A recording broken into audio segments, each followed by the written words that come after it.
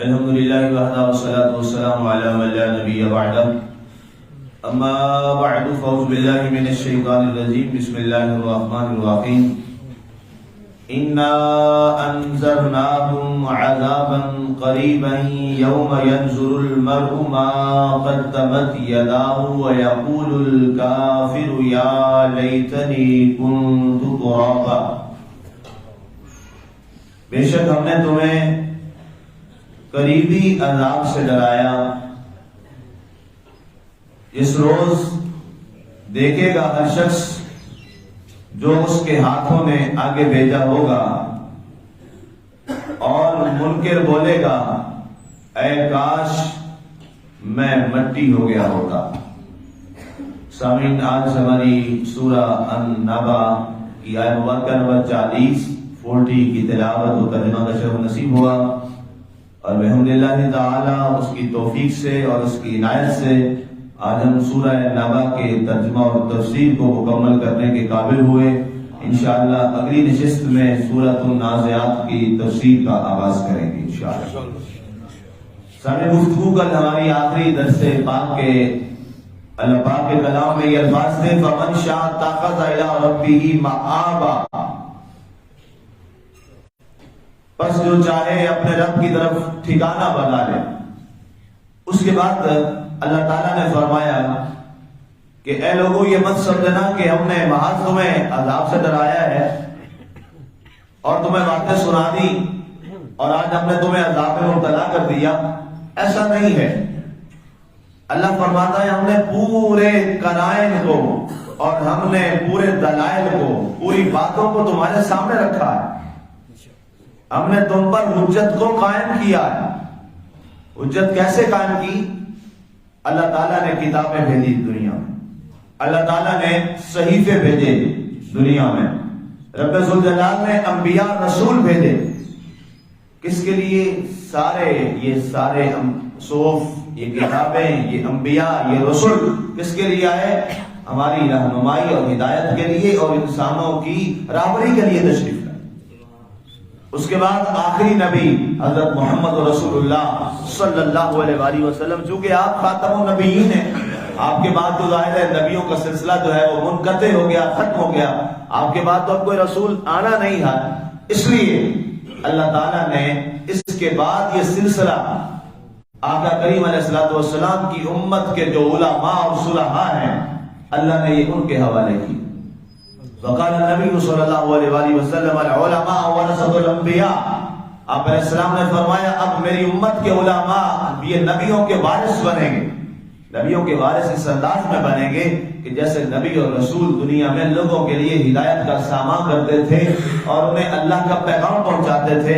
فرمایا قیامت تک میری امت کے جو علماء ہیں وہ امت کو اللہ کا قرآن اور اللہ کا دین سکھائیں گے، سمجھائیں گے.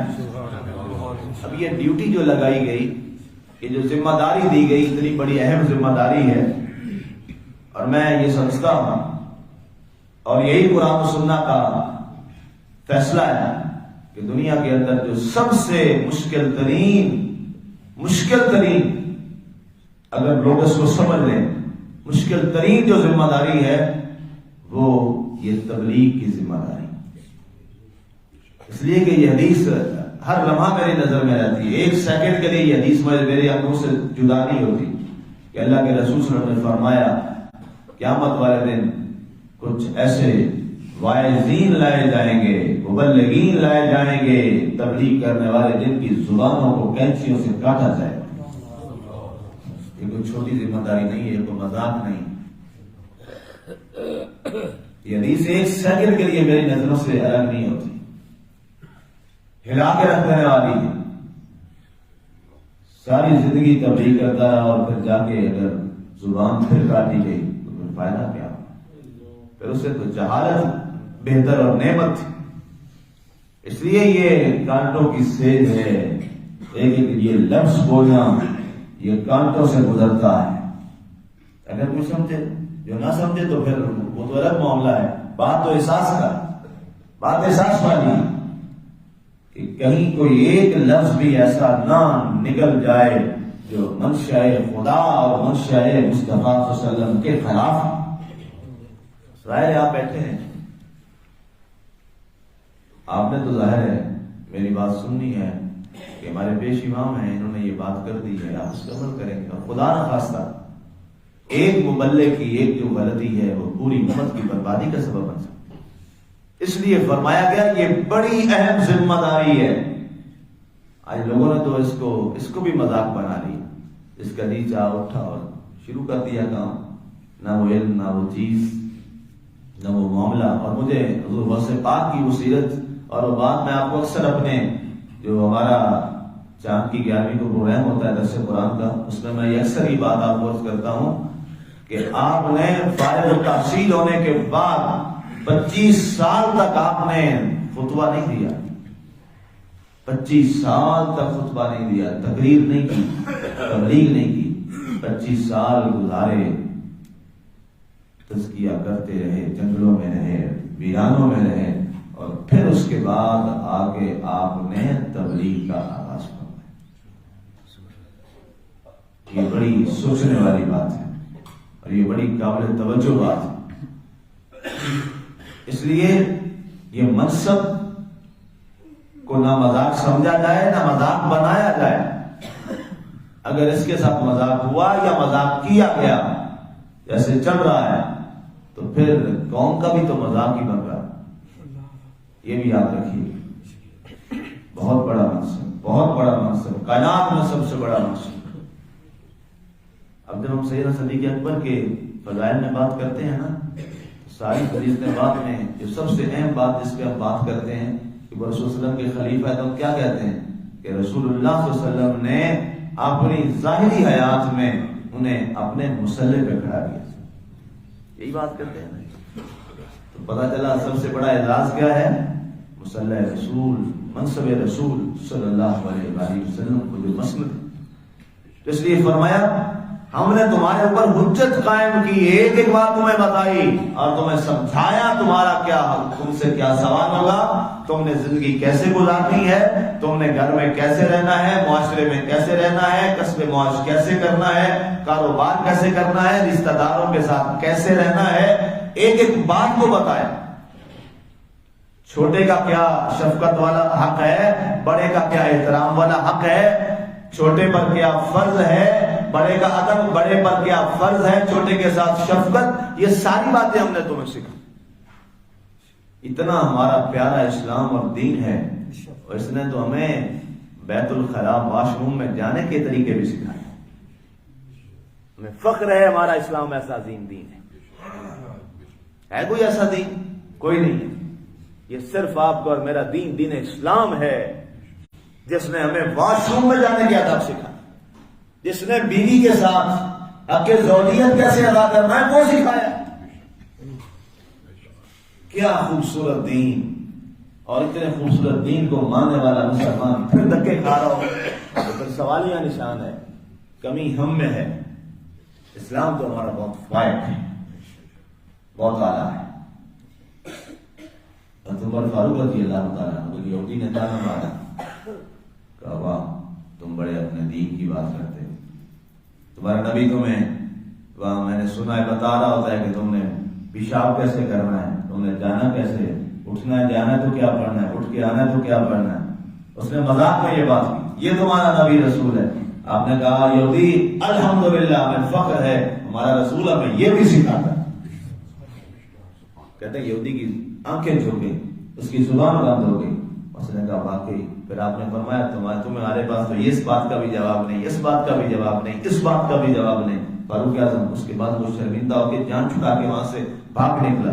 اس نے کہا واقعی میں مان گیا، ان الدین عند اللہ الاسلام، سب سے کامل اور اکمل دین جو ہے وہ دین اسلام۔ اور یاد رکھیے دین کو، قرآن کو محض ایک وہ والی کتاب چند اپنے مقاصد کے لیے نہ سمجھو، قرآن کو ایک مکمل ضابطہ حیات والی کتاب سمجھو، اور دین کو ایک مکمل ضابطہ حیات والا دین سمجھو، جس دین میں سب کچھ ہے، سب کچھ ہے اس دین کے اندر، ہر چیز ہے اس دین کے اندر، ریاست، سیاست، معاشرت، معیشت، عبادات، دینیات، معاملات، ہر چیز کو بیان کرتا ہے رب کا یہ قرآن. کوئی چیز اس سے باہر نہیں ہے، کوئی چیز اس سے باہر نہیں. آج یہ سودی نظام میں پھنس گیا نا ہمارا ملک، پوری دنیا سے لپیٹ میں آ گئی ہے اور جکڑے پڑے ہیں اور اب تعویلیں کرتے ہیں. یہ نہیں ہوا تو یہ ہو جائے گا، یہ نہیں ہوگا تو ایسا ہو جائے گا. کیا ظلم ہے. ہم نے تجارت کو حرام قرار دے دیا، حرام بنا دیا، اور سود کو ہم نے حلال قرار دے دیا. اور آج ہم اس نوبت پہ پہنچے ہیں. سب سے زیادہ اس کا نقصان ہمیں ہو رہا ہے. ہم تو ابھی جو قرضہ لیتے ہیں اس کا سود ہی نہیں ادا کر پا رہے. قرضہ تو کیا ادا کرنا. کتنی حکومتیں آ گئیں، کتنے سال گزر گئے پاکستان تو بنے ہوئے. اس کے بعد جو معاملہ پہلے 5-7 سال نکال دیں، اس کے بعد کیا ہے، ابھی تک تو ہم سود ہی نہیں ادا کر پائے. یہ سزا ہے اس سسٹم کی، ہم جو اسلام کا نظام چھوڑ کر یہودیوں کے نظام میں آئے. اور یاد رکھیے گا، کبھی نہیں سنبھل پاؤ گے جب تک اسلام والے نظام کی طرف نہیں آؤ گے.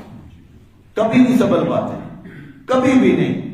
یہ میں واضح کہہ دوں، یہاں پر وہی کامیاب ہوگا اس ملک کے اندر جس نے آ کر قرآن اور اسلام کا جھنڈا بلند کیا.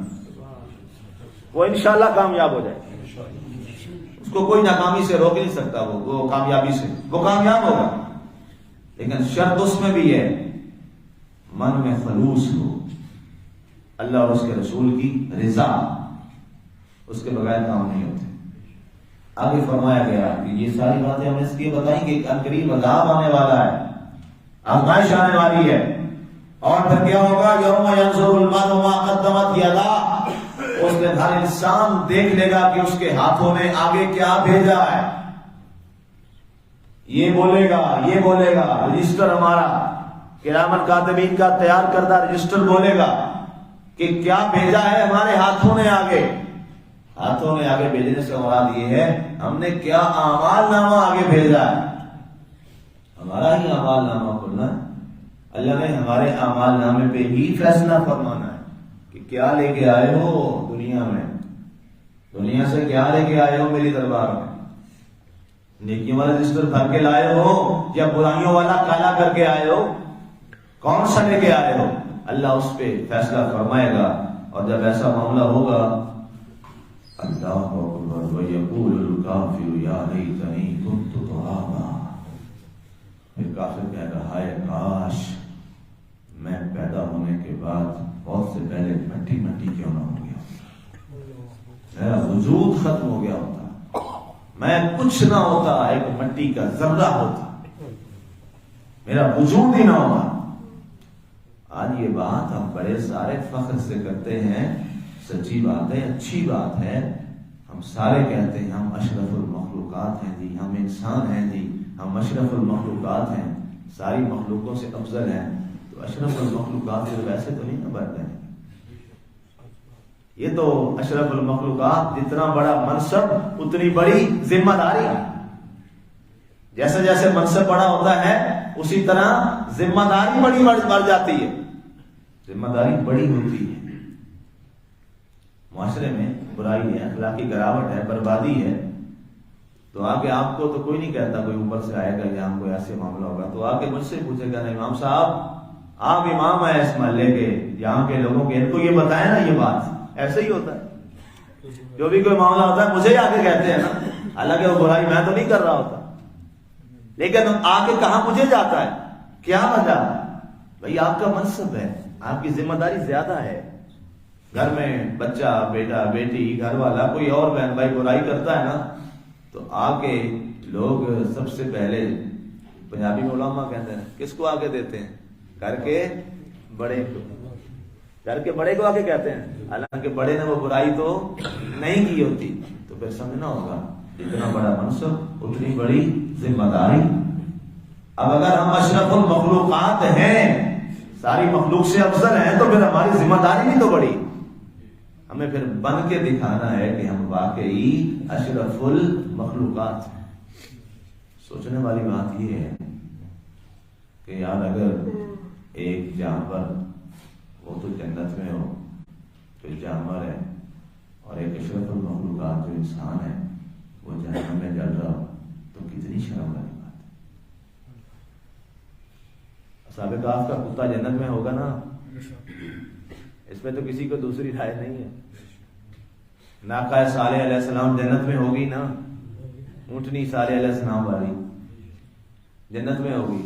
اصحاب کہف کا کتا جنت میں ہوگا، کتا ہو کے جنت میں ہو اور انسان ہو کے جہنم میں جاتا ہو، کتنی توہین والی بات نہیں ہے، اتنی انسلٹنگ بات نہیں ہے۔ میں کبھی کبھی سوچتا ہوں کہ یہ رسول اللہ صلی اللہ علیہ وسلم نے اصحاب کہف کے کتے کا کیوں ذکر کیا؟ قرآن میں بھی ذکر کیا اپنی تفصیل سے، اور پھر اس کتے کے جنت میں جانے کا بھی ذکر کر دیا، حالانکہ یہ ہمارے دین یاد میں سے کوئی حصہ تو نہیں، اس کا ہمیں کیا فائدہ؟ کوئی اس کا ہمارے معاملات کے ساتھ، عبادات کے ساتھ تو کوئی تعلق نہیں۔ ٹھیک ہے، کتا کھا لیا اصحاب کہف کا، اس کا کیا ہوا؟ ٹھیک ہے، واقعہ ہو گیا، ختم ہو گیا۔ لیکن جناب رسول اللہ صلی اللہ علیہ وسلم نے باقاعدہ اس کا ذکر کیا اور بڑا کثرت کے ساتھ ذکر کیا، پھر اس کے جنت میں جانے کا ذکر کیا، پھر اس کی وفاؤں کا ذکر کیا۔ میں سوچتا ہے وجہ کیا ہے؟ یہ کتے کا ذکر اتنا قرآن میں اللہ نے اتنا ذکر کر دیا تو سمجھ آئی، ہمیں سمجھایا گیا وہ کتا ہو کے اپنے مالک کا اتنا وفادار ہے، تم انسان ہو کے اپنے مالک کی اتنا وفادار۔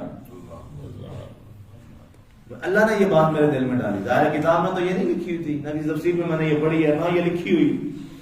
رب ڈالتا ہے باتیں، ظاہر ہے اس سے توفیق مانگی جائے تو وہ دل میں ڈال دیتا ہے بات۔ تو مجھے یہ جواب ملا جو رب نے مجھے دیا اور وہ میرے دل کو پسند آ گیا، میرے دل کو لگ گیا کہ واقعی اللہ اس لیے یہ بار بار کتے کا ذکر کر رہا ہے کہ وہ کتا ہو کر، وہ کتا جانور ہو کر اپنے مالک کا اتنا وفادار ہے، اس پہ دکھ بھی آئے، مصیبتیں بھی آئیں، تکلیفیں بھی آئیں، دوسرے کتوں نے کاٹنا بھی چاہا، لوگوں نے مارنا بھی چاہا، اس نے اپنے مالک کو نہیں چھوڑا۔ اور تو انسان ہو گیا اپنے مالک کو چھوڑ دیتا ہے۔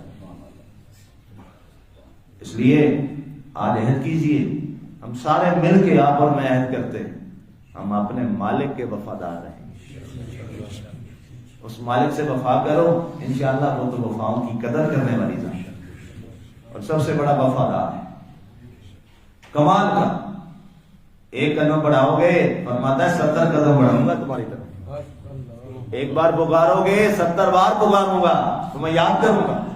ایسا وفادار، ایسا پیار والا، اس اللہ سے رابطہ تو قائم کیجیے۔ اللہ اکبر، اللہ اکبر، اللہ اللہ ہمیں ان باتوں کو سمجھ کر، ہمیں سن کر، یاد رکھ کے ان پر عمل کی توفیق عطا فرمائے، اور یہی میری گزارشات آپ باقی لوگوں تک پہنچانے کی اللہ کو توفیق عطا فرمائے۔ آمین۔ وما علینا الا البلاغ۔